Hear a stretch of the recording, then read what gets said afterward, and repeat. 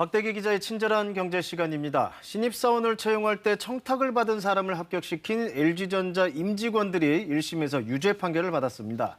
청탁자가 누구냐에 따라 하이, 미들, 로우 이런 식으로 등급까지 나눴다고 하는데 박대기 기자와 하나씩 따져보겠습니다. 자, 이게 의혹이 꾸준히 있었던 사건이에요. 네. 결국 1심 재판부가 채용 비리를 인정을 한 거네요. 네, 그렇습니다. 지난 26일 서울중앙지법이 1심 판결을 내렸는데요. 이 판결 내용을 보면 LG전자는 이른바 GD리스트라는 것을 만듭니다.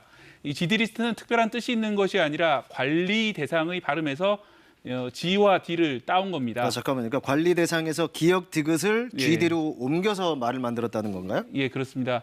이 GD리스트는 채용 청탁을 받은 응시자 중에 회사가 선별한 사람인데요.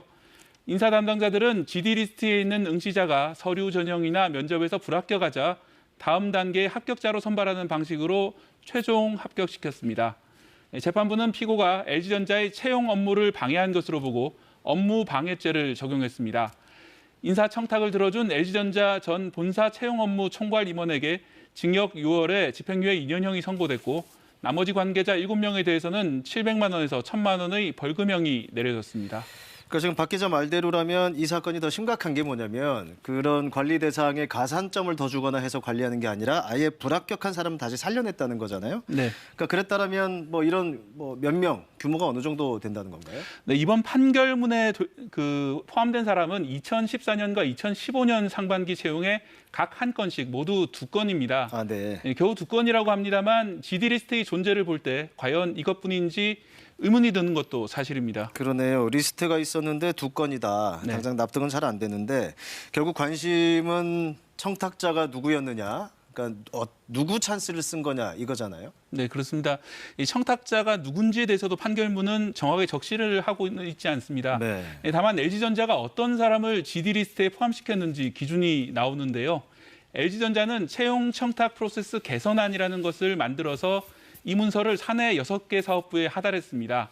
이 내용을 보면 청탁자의 지위나 영향력 등이나 응시자와 청탁자의 관계에 따라서 3단계로 청탁을 나눕니다. 이 하이와 미들 청탁에 대해서는 들어줄지를 논의하고 로우 청탁은 들어주지 않는다는 것입니다. 이처럼 문서까지 만들어서 시행한 것은 외부 청탁이 증가했지만 심의 기준이 없었다는 사정 때문이라는데요. 재판부는 채용 절차의 적정성과 공정성을 허무는 범행으로 사회의 큰 허탈감과 분노를 자아냈고 LG전자의 비전과 가치 그리고 기업 이미지가 크게 훼손됐다면서 이 채용 비리 죄책이 크다 이렇게 판단했습니다. 네, 지금 이렇게 박 기자 설명하는 게 1심 재판부에서 인정한 내용들, 네. 판결문에 나와 있는 내용들이잖아요. 네. 그럼 결국 규모나 누가 또 관여했는지 이런 것들이 많이 궁금하긴 합니다. LG전자 입장이 나왔어요? 네, 그렇습니다. LG전자는 이번 판결문이 나오자마자 곧바로 사과 입장을 내놓았습니다. 이 재판부의 결정을 존중한다. 이번 사안을 계기로 사회의 인식 변화, 높아진 잣대에 맞춰서 회사의 채용 프로세스 전반을 발전시키겠다고 밝혔습니다. 그러면 어느 정도 사실관계는 인정했다고 볼 수 있는 거네요. 네, 그렇습니다. 하지만 항소를 할 것인지 여부는 밝히지 않았고요. 또 이번 사건과 연루된 임직원들을 어떤 식으로 인사 조치할 것인지도 아직 결정된 바는 없다고 했습니다.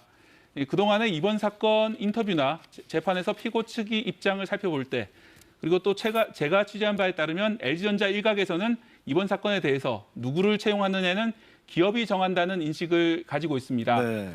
하지만 재판부가 말한 것처럼 LG전자 채용 절차에 응시했던 지원자들은 이 공채 과정이 투명하고 공정하게 진행될 것으로 믿었을 겁니다. 또 LG전자는 임직원들의 소유물이 아니라 주주가 있고 또 상장된 회사입니다.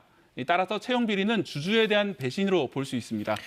네, 좀 얘기를 좀 넓혀서 지금 요즘에 기업들이 정기 공채를 좀 폐지를 하고 수시 채용으로 많이 하고 있잖아요. 그렇다면 뭔가 주관적인 개입도 좀 많아질 가능성도 크고 그래서 이런 비리가 많아질 거 아니냐 이런 우려도 있기는 해요. 네, 그렇습니다. 수시 채용에 대한 그런 불안감이 많이 나오고 있는 상황인데요. 네. LG그룹도 이번 사건이 외부로 알려지기 시작한 뒤에 공채를 폐지했습니다. 네. 이 때문에 일각에서는 몰래 채용하는 것을 하기 위한 것이 아니냐 우려도 나왔습니다만 LG 측은 그것이 아니라 오래전부터 준비했던 내용이라고 반박했습니다. 네. 하지만 수시 채용으로 바뀌더라도 공정한 채용은 당연한 일입니다. 재판부도 LG가 표방한 정도 경영이나 인간 존중의 경영은 회사가 지켜야 할 중요한 가치라고 지적했습니다. 이 공채가 아니라는 이유로 이런 가치들을 저버린다면 역시 회사에 대한 업무 방해가 될 우려가 있습니다. 이와 관련해서 참여연대는 LG전자에 질의서를 보내 이번 사건과 관련된 책임자를 문책하고 이 부정 채용 입사자의 입사를 취소하고 또 억울하게 채용에 탈락한 피해자를 구제해달라고 요구했습니다. 네, 구제 과정도 좀 봐야겠네요. 오늘 여기까지 듣겠습니다. 박대기 기자였습니다.